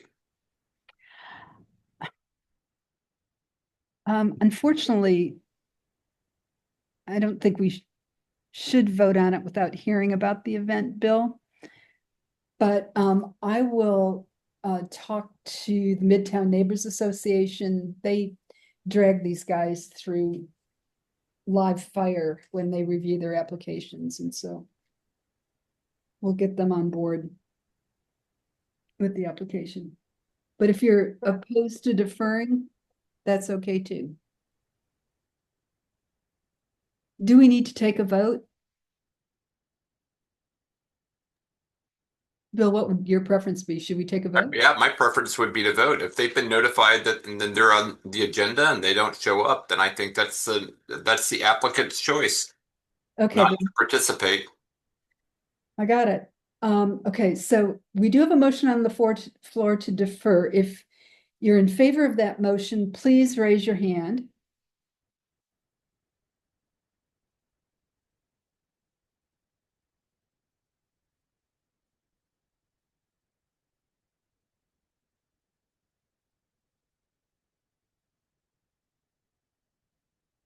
Okay. Has everyone voted that wants to vote? All right, that's 3 ayes. Let's lower these. Okay, if you're opposed to recommending deferral, please raise your hand.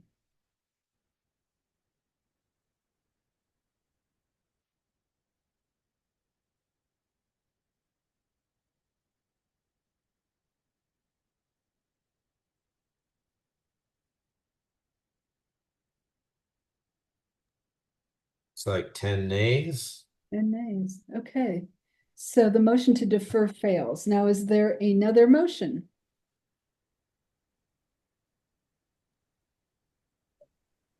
I'll move to recommend denial. This is Bill, I'll second. Okay. Second by Bill. Okay. With the basis being failure to appear. Okay.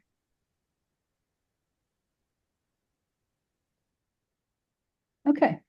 Lower the hands, please. Yes.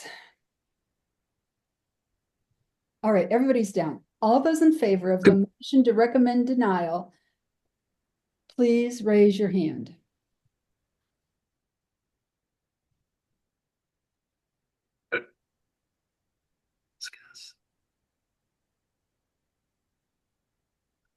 I think Tim might have had a question on the motion. Yeah, I thought it would have been a good time to discuss it because you discussed before the vote, but we should be, which was, I don't want to lose our leverage that either, right? It's this chicken or egg, right? What leverage we do have, right? These things all the city, proves all these things. But do we lose our leverage? I mean, I guess we could take another vote on it if they appear next time. Like we recommended denial, and then you could recommend approval if they do the following things if they come back next time, right? Or like, do we lose our input? Was my question was going to be. We don't really lose our input, but if they do show up, then we would have to make a motion to rescind our previous vote and revote. Okay, that answers it. Gives a chance. Okay, all right. So I'm gonna raise my hand now for the motion. Okay, Daniel and I had a long conversation about special events, and apparently the event organizers sometimes don't recognize that they need an NPU's recommendation to get their permit. So he might hear from them as well. Okay, so I'm counting 12 ayes. And I'm going to lower hands. All right, if you're opposed to the motion to defer, please raise your hand.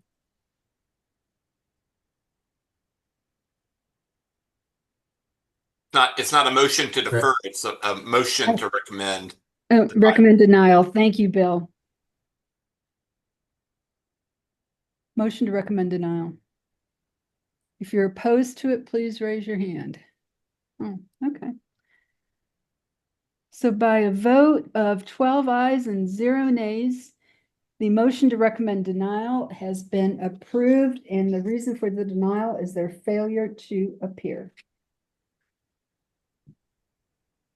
And that takes us to the end of our voting matters. Debbie, this is Doug Young. Could you just remind me or from the vote on that last motion for the Red Bull showroom? Motion to deny. Yeah. No, go back. 12 ayes, 0 nays, and that's denied. Great. Thank you. Thank you. Okay. Just a little bit more business and then we're done. Neighborhood and committee reports. Leonard Martin Manor, do you have a report? Yes, so we had a very successful Lidridge Martini Manor party a couple weeks ago. Very well attended. I think we couldn't really tell how many people were there because it was a Lidridge Martin Martini event. Last year it lasted till 3 in the morning. People didn't make it as long this time. But it was very well attended, and thanks to our events people, Jane and I remember who else, and Hannah for organizing the event. Okay, thank you. Love it. Piedmont Heights? Nothing to report from Piedmont Heights tonight. All is well. Sometimes that is even better. Okay, I'm sorry, Morningside Lenox Park. We just got notice that our Morningside Community Foundation, which will be the nonprofit tax exempt group, finally got its status from the government. We've been talking about this for 20 years, if not more. So we're very excited to start raising our own money for our parks and keeping it all in house. So we don't, we love Park Pride, but they do take a cut. And rightfully so. But we're glad to have it stay in the neighborhood. Oh, that's great. Thank you. Thanks. Virginia Highland, anything to report? Yeah, this is Tim Langen. We had a very successful Virginia Highland Summerfest, 3-day Summerfest last week. Appreciate all that came out and volunteered. We had an uptick in a good uptick in volunteers this year. So it was good. We had more sponsorship money. All the accounting and math will get worked out. Had an unfortunate storm right at the height of attendance when we lost 3 hours on Saturday, but great day. We are so anyhow, any feedback or you want to get involved in Summerfest for next year, the planning will get started early. Other thing, we are going through a similar thing with VHCA in making changes to our tax organization structure right now as well, and I'm getting some good guidance from Jeff Woodward, neighbor attorney. And then we got a lot of work going on, volunteer work going on in John Howe Park and Orm Park. So there are regular work sessions going on in those. Anybody wants to jump in or share that information with your neighbors, we appreciate it. Okay, great. Thank you. Any idea how many people were at Summerfest? What was your attendance? Now, I don't know that we got a great way to some of the more of the people that have been involved for a long time might be able to have a better way of estimating attendance. I wouldn't want to just guess right now. Okay, well, okay. Is Rich Sussman, do you have a Parks, Trees, and Environment report? Yes, several things. One, the South Fork Conservancy will be holding its Creek Rising event again this year in September. Tickets will be on sale in a few months. I'll put out some more information in the chat starting next month. Also, if Stephanie probably takes care of a lot of this in Virginia Highland, but if you see your neighbors planting a tree, tell them to hold off into the fall. And they can also get a free tree from Trees Atlanta to put in their front yard, and I think even in their backyard in Virginia Highland. It's really unhealthy to plant a tree right now during the summer. They really suffer. What else? Okay. Also, UGA Extension, along with the states of Alabama, North Carolina, and South Carolina, and Florida, sponsor the Great Southeastern Pollinator Census. This is to assess the health of pollinators in our environment. It's an event where many school children participate in. I'll probably give more information next month because it's an event which happens, I think, on the 21st of August this year. So it'll be more timely as we get closer to the school year, making sure that the schools in our area are clued into it and can participate in it. You can do it in your backyard, but the focus for our part of Fulton County is up at Chastain this year. There's an event specifically engineered for people to participate between 9 and 12 o'clock in the morning. I bring more information next month. There's a new disease that's hitting some of our trees now. If you have sassafras trees or if you have spice bushes in your environment, it's called laurel wilt. It's caused by the red ambrosia beetle. I've never heard of it before, but several trees in our neighborhood have been afflicted by it. My spice bushes have been hit. So if you have a sassafras tree or you have spice bushes in your landscape and the thing sort of like dies overnight, it is laurel wilt. I don't know what you can do about it. I don't think you can do much, just chop it down and wait. But there's information by the Tennessee Department of Agriculture has put out information on it. There you go. Great, thank you. Jason Holmes sent me an email and said that he would not be at the meeting tonight. He did have a report, but I forgot to print it out. So if you're interested in hearing about the APS's strategic report and some of their activities, send me an email and I'll forward his information to you. Marla, is there a communications report? No, there is not. Thank you. Okay, thanks. Public safety, Kay or Susan? The only thing I had is that Linridge Martin Manor is looking for a security chair. So according to your newsletter, Rich.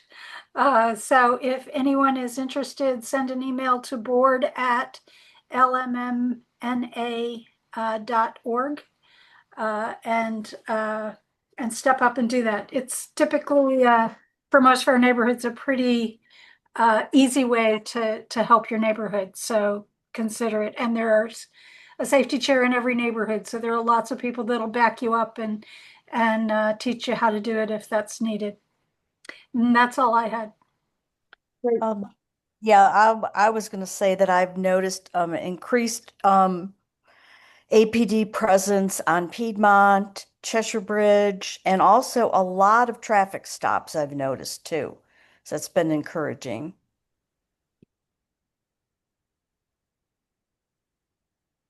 That's good to hear. Thanks, Susan. APAB, Katie, do you have a report? Where's APAB meeting coming up? I think next week would be. She's still with us?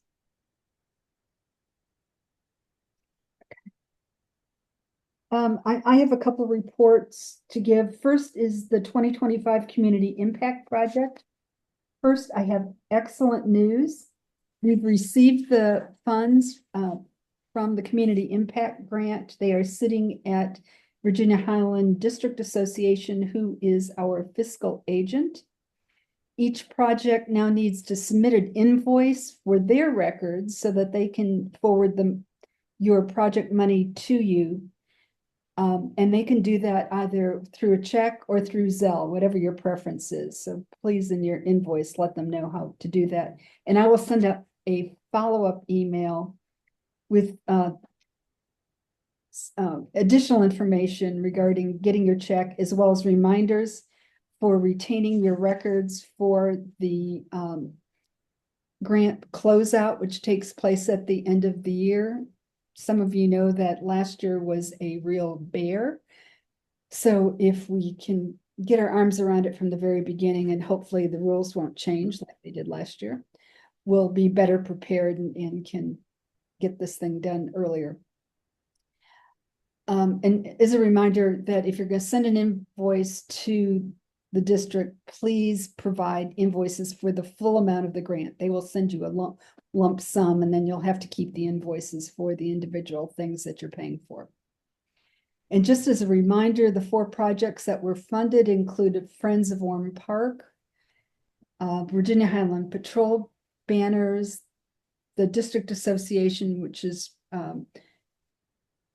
going to purchase beautification planters for Virginia Highland, and the Armand Park native plantings.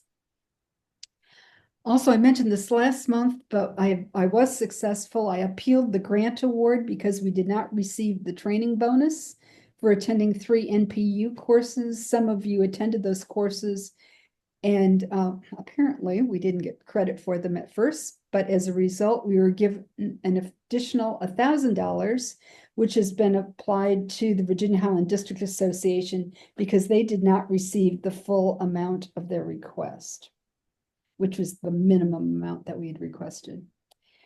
And planning is a little ticky this year about grants. I don't think it's us. I think it's some of the other NPUs that have a problem with staying on deadlines. So please keep me informed on the status of your projects so that when they call me and ask for a status, I can give them an update. For the chair's report, just wanted to report that on the 816 Adair circle, Adair variance, not circle. The Adair variance, the BZA approved this variance, but I still have not received an opinion from the law department. As I mentioned last month, the issues raised concerned who was eligible to vote. And we will consider that making some adjustments in our bylaws next month when we begin our review. And to go along with that, we'll also need to make some modification to our protocol and our policy sheet for determining voting eligibility when we go through that process of requesting proof. Next, we have been following an SAP at 442 Plasters in the Piedmont Heights Armor Otley area. This SAP was approved with conditions, and the conditions are that a sign must be erected at 441 Armor Place, clearly visible from the parking lot, that parking spaces are only used for the business at 442 Plasters, matching the hours defined in the parking agreement, and 2, the business at 442 Plasters must remain an eating and drinking establishment and may not have operating hours outside of 6 p.m. to 2 a.m. Monday through Sunday. Those conditions, I believe, were a result of the communications that were sent from the neighborhood. Specifically, Bill Compton and I sent a whole bunch of information to them. I did receive a response from the SAP plan reviewer who said our lack of parking concerns would be addressed when they applied for an alcohol license. And if there was insufficient parking, they won't get a business license. I believe that is wrong because the LRB considers parking to be a zoning issue, so they don't consider it. So right now we are in a big do loop over this application. In the meantime, the applicant submitted a notarized statement from the business where they say they are leasing spaces, which the property owner says is invalid. So this has turned into a serious cluster. Tom Schwab and Bill Compton have been staying on top of this issue, and they've engaged Alex Wan, who says, who has addressed it with the law department, and now we have a path forward for getting some resolution. Next, the Atlanta Municipal Court hosted an open house on June 13th to provide information about its Housing and Code Enforcement Division. This was sponsored by City Planning, who is looking for ways to make improvements. Stephanie Coffin and Delisle Anthony attended, and Stephanie is compiling a list of concerns from NPU-F. They attended because of the issues with code enforcement and tree cutting, but Stephanie has volunteered to take other issues back from our NPU. So thank you, Stephanie, for that. Let's see. Next, moving forward, we're finally getting the Piedmont Heights Master Plan incorporated into the 2025 CDP, also known as Plan A. It should be on our agenda for a vote in the next couple months. Actually, let me restate that. It will be on our agenda next month as an overview, and then we will vote on it in August. And then, let's see, next, following a highly successful but overwhelmingly difficult for some Virginia Highland neighbors with Porch Fest, I convened a debrief meeting with the Virginia Highland District event organizers and neighbors who were impacted. This included a porch host, so I think we had a full representation of those that participated. We discussed ideas for improving pedestrian safety, parking, restroom, and participant behavior. That was fairly successful. Virginia Highland District has committed to incorporating some of those suggestions into their planning for next year. And then finally, speaking of special events, I really do need help with working with the Midtown Neighbors Association on two big events in Piedmont Park later this year. That's Shaky Knees and One Music Fest, which is coming up in the fall. If you live near Piedmont Park and have a stake in the outcome of these events, please send me an email and get involved. There will be some meetings coming up in the next couple months with the producers for both. There's a lot of stuff that we can't fix like the way we'd like, but we are able to make it better by working with the event organizers so that these events are tolerable and enjoyable by neighbors. And Midtown Neighbors Association, which is also impacted by the events, probably even more so than some of our neighbors, pretty much takes the lead on it. So I'm not asking anyone to take the lead on the project. I'm just there to be the voice of the Virginia Highland and Morningside neighborhood. So please send me a message. So that's the end of my report. And Doug Young, I totally skipped over your planner's report. Sorry. So do you have a report? I do have a report, Debbie. I did see a hand up there regarding your comments. I'm sorry, Catherine. I was wondering, with your discussion on Porch Fest, did it come up that a lot of those bars were serving kids and not asking for IDs? Yes, it did. Okay, thank you. You're welcome. We'll get that fixed. Okay. Any other questions? Then, Doug, you want to share? Yeah. Good evening, everybody. Doug Young, Director of the Office of Design and your NPU-F planner. I have a couple of announcements and updates for you. Debbie touched on one of these regarding 816 Adair Avenue, B24-225. So that has been covered. And then the other one is 1895 Wellborn Drive, B7574. MP voted to support it on May 8th, and subsequently the BZA Board of Zoning Adjustment voted to deny the application at their public hearing. There will be a link in the notes that I've already put in the chat that can allow you to go to the application dashboard to see more about the details about those decisions and timing thereof. Doug, yeah. You voted to deny 816 Adair and I think approve Wellborn. So did the BZA voted to deny both of them or just one of them? No, 816 Adair Avenue was voted for support by the Board of Zoning Adjustment. Okay. and Welborn was voted for denial. Well, that's interesting. Yeah, so the reverse in both cases of what the NPU had voted. Oh. That doesn't happen very often. Okay, thank you. Yep. A couple other notes regarding Plan A. All 25 NPUs voted for support of the update to the city's comprehensive development plan, also known as Plan A. We appreciate your engagement over the last 18 months on all variety of meetings and conversations we had. On June 24th, the City Council Community Development and Human Services Committee will take a vote and make a recommendation. Then the full council will take its action on July 7th.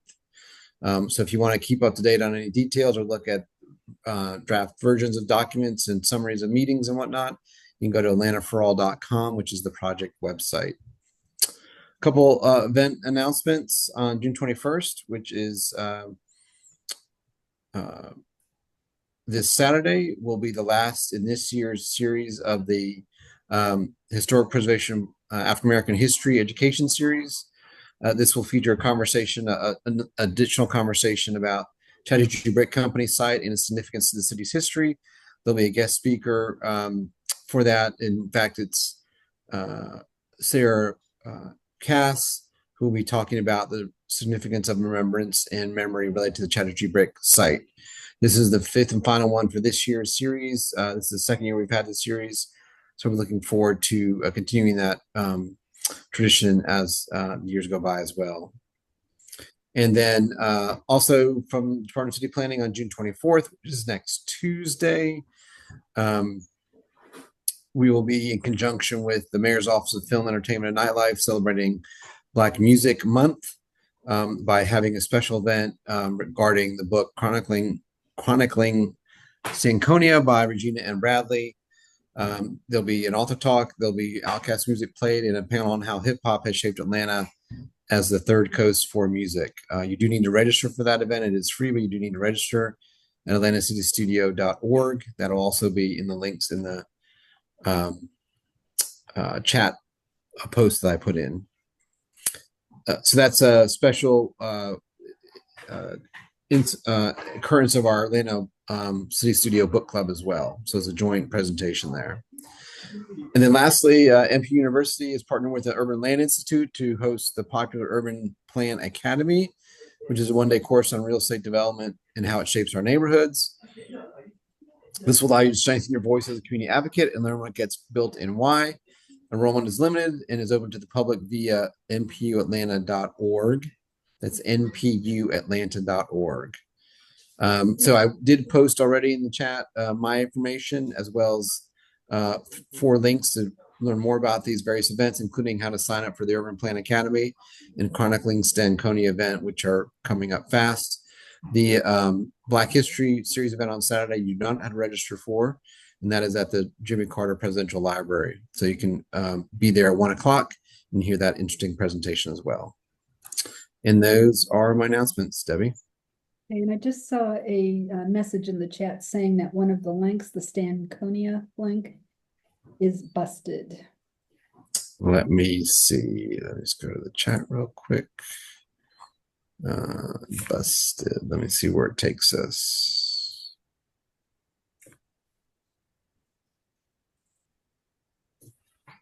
All right. Let me go to our website directly and then see where that link goes. So thank you for letting me know. So that's my announcements. I'll try to fix that link before we wrap up the meeting so I can get into the chat. Okay, great, thank you. Is there any other business to come before the NPU tonight?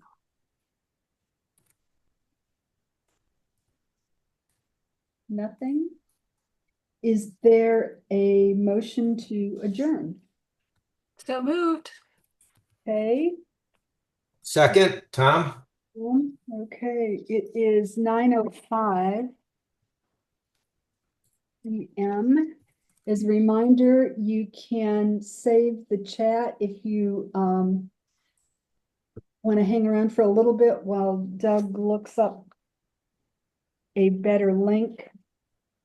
I will leave the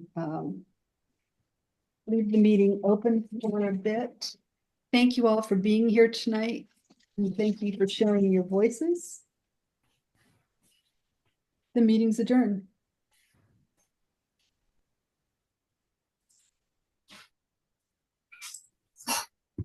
Thank you, Debbie, Oh, and everybody. oh, thank you.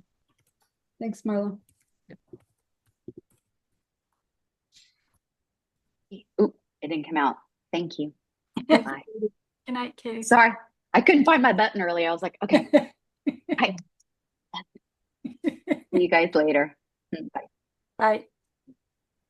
Did anyone else get a transcript for the meeting? I'm afraid that it really got mucked up because I lost my internet twice tonight. So I have a feeling that on my system, I'm not going to get a whole meeting. I did not, Debbie. I wasn't recording I it. didn't either. Although I did, recording went off briefly. It was not more, it was less than 5 minutes and then I heard the recording back on. And it shows that it's still recording now. So Yeah. I'm not sure where it's